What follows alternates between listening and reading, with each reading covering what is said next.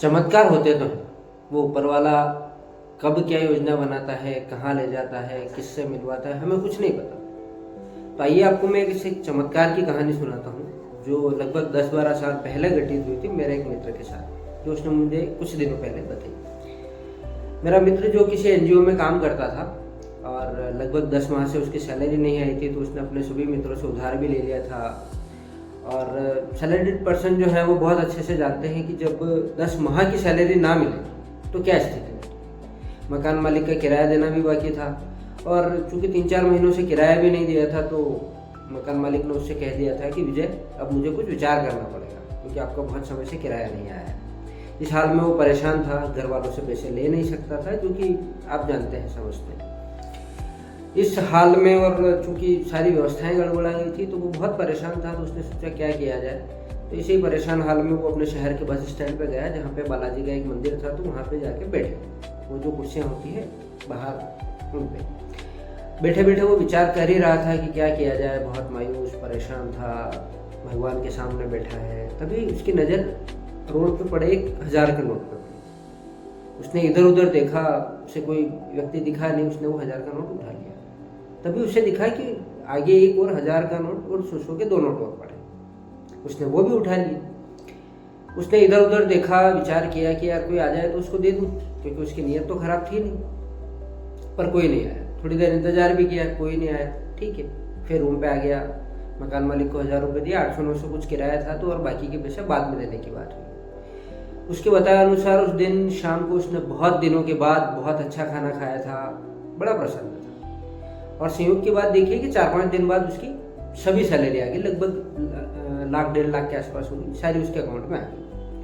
घटना से 5 या 6 दिन की बात की बात है, क्योंकि वो एनजीओ में काम करता था तो उसे फील्ड में भी जाना होता था।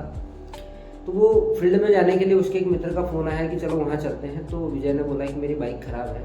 तो सामने वाले ने कहा कि ठीक है, आप एक काम कीजिए कि बस से आ जाइए, यहाँ से अपनी बाइक से चलेंगे और मैं वापस आपको छोड़ दूँगा। ठीक है, विजय ने बस ली, बस में बैठा और बस में जिस सीट पे बैठा था उस पर पहले से एक अधेड़ उम्र का व्यक्ति बैठा हुआ था।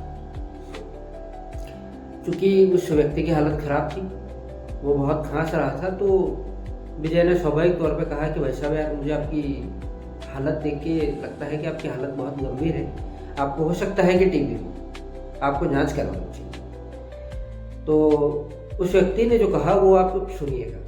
उसने कहा कि भाई साहब, मैं 5-7 दिन पहले भी जांच करवाना आया था, पर मेरे कहीं पैसे गिर गए, तो मेरा दिमाग खराब हुआ, परेशान हुआ मैं। और चूंकि वो व्यक्ति बहुत गरीब था, मतलब मजदूरी करके ही पैसे कमाता होगा, इस हालत में था। तो विजय ने स्वाभाविक तौर पे पूछ लिया कि कितने पैसे थे, कि 2200 रुपये थे। विजय को थोड़ा सा झटका लगा, हैरान हुआ कि मुझे भी 2200 मिले थे। तो उसने पूछा कहाँ गिरे थे। बोले मुझे एग्जैक्ट तो नहीं पता, पर मैं बस से उतरा और जब तक क्लिनिक पे गया तो बीच में कहीं गिर गए थे, तो यही था। तो उसने पूछा, बोले कितने नोट थे, कौन कौन से नोट? तो बोले 1000-1000 के 2 नोट थे और 100-100 के 2 नोट थे, और यही विजय को मिले थे। वो बहुत आश्चर्य में था कि यार ये कैसे हुआ।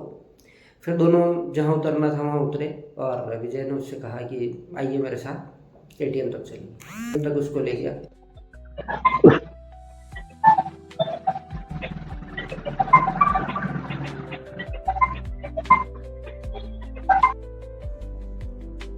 और एटीएम से पैसे निकाले, 2200 रुपये वो, और उसके ऊपर भी कुछ रुपए और मिला के उसने उस व्यक्ति को दे दिया। और उस व्यक्ति को पूरी बात बताई कि उसके साथ क्या घटना हुई थी। दोनों एक दूसरे की तरफ बड़ा आश्चर्य से देख रहे थे। दोनों ने एक दूसरे को बहुत दिल से नमस्कार किया, क्योंकि दोनों ही एक दूसरे के लिए उस वक्त में किसी देवदूत से कम नहीं थे। विजय को जब पैसे की ज़रूरत थी तब उसको पैसे मिल गए, क्योंकि उसकी नीयत खराब नहीं थी, वो चाहता था कि जिसके हैं उसे मिल जाए, तो व्यक्ति भी उसे वापस मिल गया। और कितने कोइंसिडेंस की बात है कि विजय का काम भी हो गया और उस व्यक्ति का काम भी हो गया। तो ईश्वर का ये चमत्कार जब मैंने सुना तो लगभग हम बहुत 8-10 लोग खड़े थे, सभी को बहुत आश्चर्य हुआ कि इतना भी कोई चमत्कार कभी होता है। तो आप अगर यकीन रखते हैं तो ईश्वर हमेशा चमत्कार दिखाता है। शुक्रिया, थैंक यू।